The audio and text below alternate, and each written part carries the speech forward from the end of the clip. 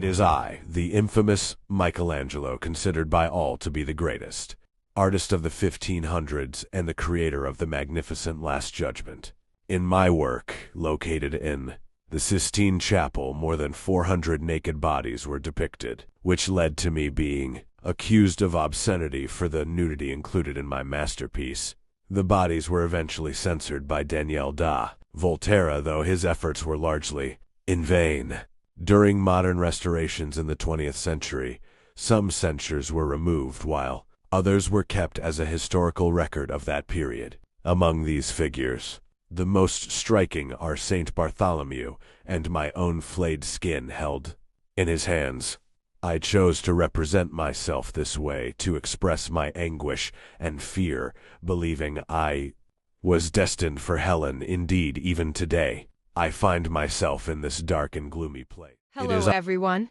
I am Asia, and today I will be your guide to the Sistine Chapel, specifically for the marvelous fresco painted by Michelangelo Buonarroti entitled The Last Judgment. Pope Paul III commissioned Michelangelo to paint The Last Judgment in the Sistine Chapel, which is dedicated to the Assumption of Mary. This masterpiece was created between 1535 and 1541. In The Last Judgment, we can see many figures, including the two most famous judges of hell, Minos and Charon. As you may know, Dante also mentions these two infernal judges in the Divine Comedy, though much earlier. In fact, Michelangelo was greatly inspired by the Florentine poet. However, something changes. The two had completely different ideas regarding religion. While Dante believed in traditional Christian doctrine, Michelangelo did not share those same views. He practiced spiritual heresy, a movement brought to Italy by Juan di Valdes. Along with Michelangelo, this was also practiced by Vittoria Colonna and Giulia Gonzaga. This spiritual heresy promotes salvation through faith alone. I hope I have been clear about the history of this fresco. Now, we can continue our tour of the Sistine Chapel. Hello, everyone. Hi, everyone. I'm your guide today, and I'll take you to see Michelangelo's Last Judgment. Here we are. Look at the one in the center. Hi, guys. I am Christ, the divine judge. I have a perfect body and am illuminated by a divine almond. I am flanked by various saints like Saint Peter, who carries the keys to heaven, or Saint Bartholomew, Saint John. Oh, and let's not forget the Virgin Mary. With my right hand, I send the blessed to heaven, while with my left, I send the damned to hell. You know, some say my face looks just like Adam's. Wait, I have a question. Who is that character? He is Saint Bartholomew.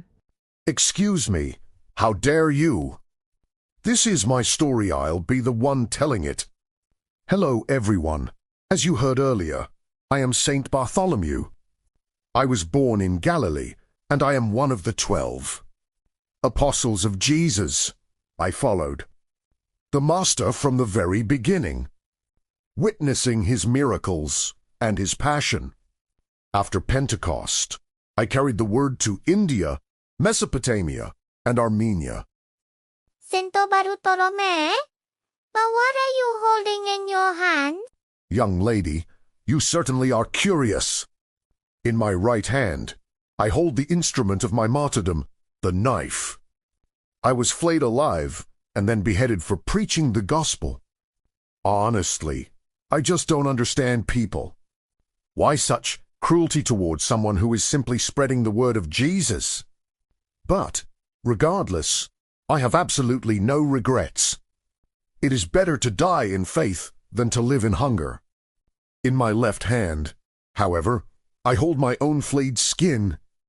The interesting detail is that 90 years ago, a Calabrian doctor named Francesco Lacava recognized the artist's self-portrait in the distorted face of the skin. Today, this identification is accepted by art historians. The real question is, why this terrible self-portrait within the skin of a saint flayed alive? For some scholars, the key to understanding this is my face. My figure actually resembles the writer, Pietro Arecino Gramaisolo. The two had argued bitterly, including over the judgment itself. Therefore, The scene could mean this. The artist represents himself being flayed alive by Aretino's venomous attacks. Others, however, give a more psychological explanation. Michelangelo was in his 60s by then, and in that face, he paints his state of mind. The enormous physical and spiritual exhaustion required to complete such a massive painting. I am one of the figures with many hidden meanings. Young lady, I am truly happy to have told my story to such a curious girl. Until next time. Thank you so much, Santo Bartolome, for your time. It was an honor to speak with you. Is composed of martyrs, confessors of the church, virgins, and other blessed figures. In the group on the left, one sees almost exclusively women, virgins, sibyls, and heroines of the Old Testament. Prominent is the monumental woman in the foreground with her breast exposed, making a protective gesture toward another who approaches her, embracing her hips. They have been identified as the personification of the merciful church and a devotee. Among the many figures in this group, proposed identifications are scarce and difficult to substantiate. What stands out above all is the dynamic sense of the figures, with some in the lower band being helped to ascend into the upper one, continuing that upward motion which in the lower band concerns the blessed on this side. Is composed of martyrs with a predominance of male characters. On the far right stands a powerful man holding a cross, assisted by others and resting it illusionistically on the frame of the side wall. He has been identified either as the Cyrenian who helped Christ on the way to Calvary, or as Dismas, the good thief. Beneath him appears Saint Sebastian, kneeling with one foot resting on a cloud. He holds the arrows of his martyrdom with his left arm extended forward, while with his right hand he points to his chest. His proud and monumental pose is clearly a tribute by the artist to the classical heroic nude. Slightly to the left are two of the... Instead, down here there is Karen. Now I'm speaking. I am Karen, the ferryman of hell, and I carry damned souls across the river Acheron. I love my oar so much that I use it to lift damned souls onto my ship, and to disembark them, I push them with it.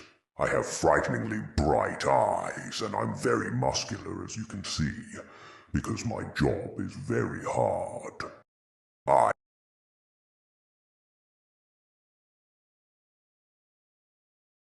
Hey!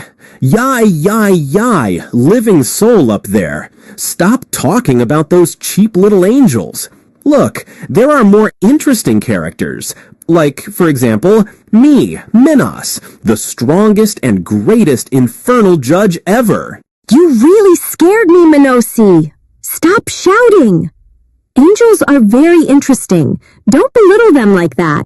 You know how much I care about those angels. I am the most beautiful character in this fresco. Talk about me. I am marvelous. In fact, let's do this. You stay silent and I'll take care of it here. Who knows me better than me? Ha ha ha ha ha. But how? I wanted to speak. I don't care. I will tell my story here and now. Fine.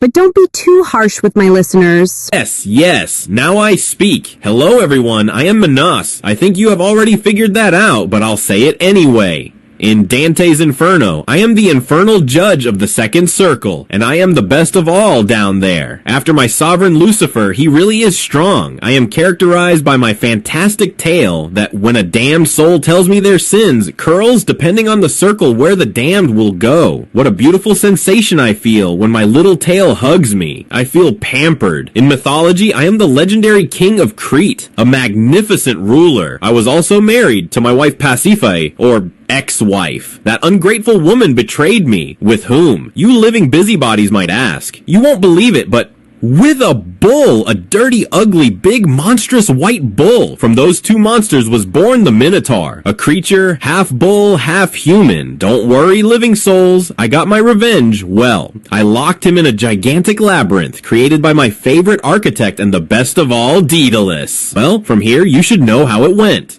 You don't know? Damn living bodies. If you come to hell, I'll make you pay. I was saying, then I forced the city of Athens, which I strictly won, to offer as a war tribute 7 boys and 7 girls to be given as food to the Minotaur. After some time, Theseus, son of the king of Athens Aegeus, helped by Ariadne, my beautiful daughter in love with the young man, entered the labyrinth and killed the monster. Theseus and Ariadne fled immediately together. Daedalus, instead, was locked in the labyrinth with his son Icarus. I must admit, I was very afraid that Daedalus could reveal how he built it. That damn Daedalus, however, managed to create wings and escape with his son. During the flight, Icarus fell into the sea, while Daedalus took refuge in Sicily at the court of King Cocalus. Then I decided to follow Daedalus to Sicily to the king's court. Hey!